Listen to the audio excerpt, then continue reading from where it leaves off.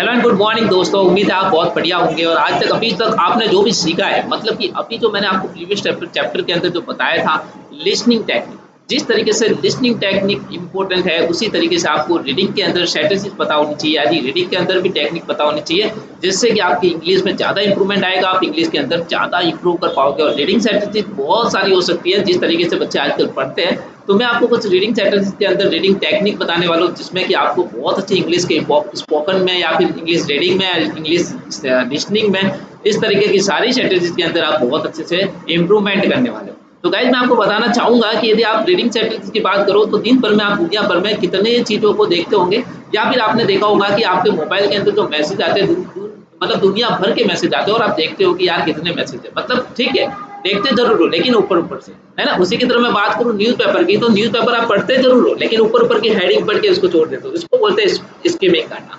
मतलब कि ऊपर-ऊपर से पढ़ लेना और ऊपर-ऊपर से पढ़ लेने के बाद भी आपको रीडिंग के अंदर वो पता चल जाता है कि हेडिंग से ही वो अर्थ मिल जाता है जो आपको पूरे पैराग्राफ पढ़ने से नहीं मिला। मतलब आपने हेडिंग से ही पूरा सारांश निकाल दिया। तो यही तो है आपकी रीडिंग स्ट्रैटेजी, यही तो है रीडिंग टेक्निक। वही यदि आप इंग्लिश में प्रॉपर तरीके से रीडिंग स्ट्रैटेजी को पढ़ ले, समझ ले, तो आप अपनी इंग्लिश को इम्प्रूव करने से कोई नहीं रोक सकता।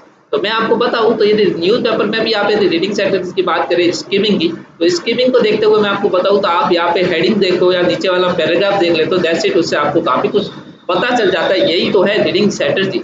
उसी में मैं आपको बताऊँ तो आपने देखा होगा कि दुनिया भर के मैसेज आते हैं आपके मोबाइल पे। आप सिर्फ़ मोबाइल को मैसेज को सीन करते हो एंड बैक आ जाते हो। क्यों? मोबाइल का मैसेज आपको क्या दिखाता है? रीडिंग टेक्निक दिखाता है गाइस।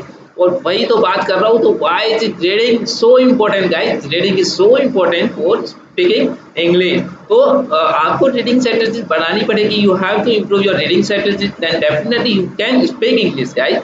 तो मैंने आपको बताया कि लिसनिंग कैसे की जाती है, वैसे ही आपको बताया रीडिंग कैसे की जाती है। तो रीडिंग एक तो होता है ऊपर-ऊपर से पढ़ना, एक होता है स्किमिंग करना, एक होता है स्किमिंग से पढ़ना। और स्कैनिंग करना मतलब गाइस स्कैन कर करके पढ़ना। कुछ बच्चों की आदत होती है ना, उसे स्कैन कर करके पढ़ते हैं, तो मतलब काफ़ी कुछ उसको इम्प्रूवमेंट मिलता है। तो वही तो मैं आपको बताने आया हूँ कि क्योंकि हमें पता है कि बातचीत यदि अपन को सुधारनी है, तो हमें पहले क्या करना होगा, अपनी बोलने की प्रैक्टिस जो है उसको सुधारना होगा।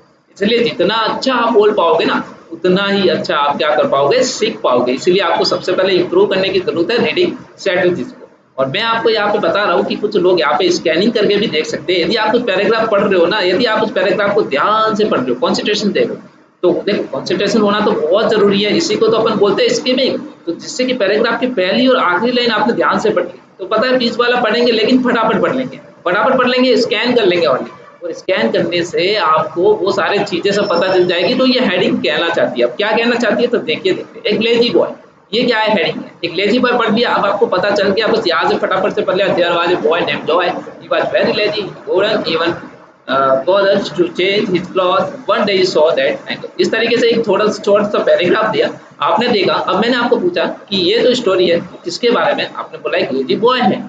लेज़ी बॉय है लेकिन स्पेलिंग तो क्या होगा, उस बॉय का नाम क्या था? देन आप सिंपल सा बोलोगे जॉय। तो यू नो व्हाट गाइस, ये थी स्किमिंग जो है। उसके बाद आपने स्कैनिंग की और ऊपर से पढ़ के आपने रीडिंग स्ट्रैटेजीज को बढ़ाया। तो इस तरीके से जैसे-जैसे आप रीडिंग स्ट्रैटेजी को बढ़ाओगे, लिसनिंग पावर को बढ़ाओगे, देन डेफिनिटली आप अच्छी इंग्लिश बोलोगे। ये तो था एक शॉर्ट सा टॉपिक जिसके ऊपर मैंने सिर्फ रीडिंग स्ट्रैटेजी पे बात की, लेकिन आगे आने वाले टॉपिक इतने इंपॉर्टेंट होने वाले हैं आपके लिए कि आप इंग्लिश स्पीकिंग तो क्या इंग्लिश स्पोकन में इतने फ्लुएंट हो जाओगे कि आपको पता ही नहीं चलेगा। तो thanks for watching guys, thank you so much.